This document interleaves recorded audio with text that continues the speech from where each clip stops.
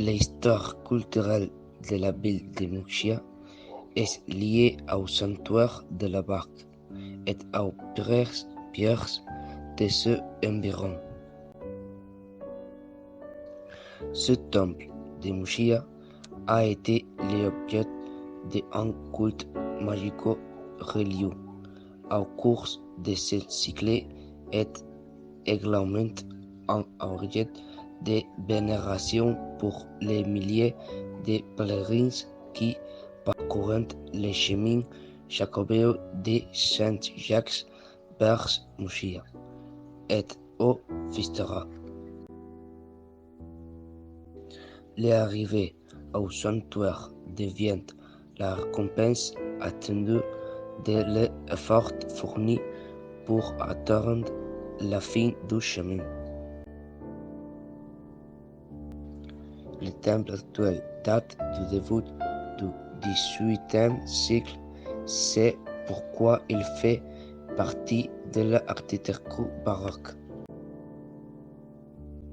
Du sanctuaire, vous pouvez voir les pierres considérées comme magiques, auxquelles sont attribuées des propriétés de guérison et de divination.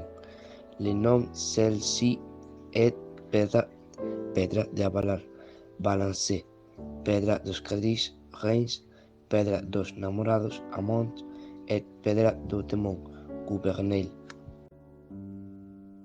Selon la légende, ce sont les restes du bateau dans lequel la Vierge est arrivée par mer pour secourir les apôtres Santiago dans son travail d'évangélisation.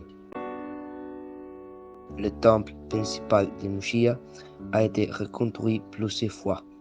La dernière fois en 2025, le jour de Noël 2013, le sanctuaire a subi un incendie qui a complètement brûlé les retables et les toits.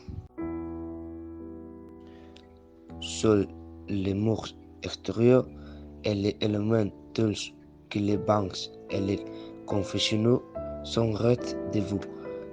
De plus, les retables latéraux ont pu être récupérés. Depuis cet incendie, il y a eu une augmentation de visites au sanctuaire de la Barque, et c'est que Murcia est la destination de plusieurs routes jacobines. Il convient de signaler que le pèlerinage de la Vierge de la Barque est reconnu d'intérêt touristique national, recevant des milliers de visiteurs au mois de septembre de chaque année.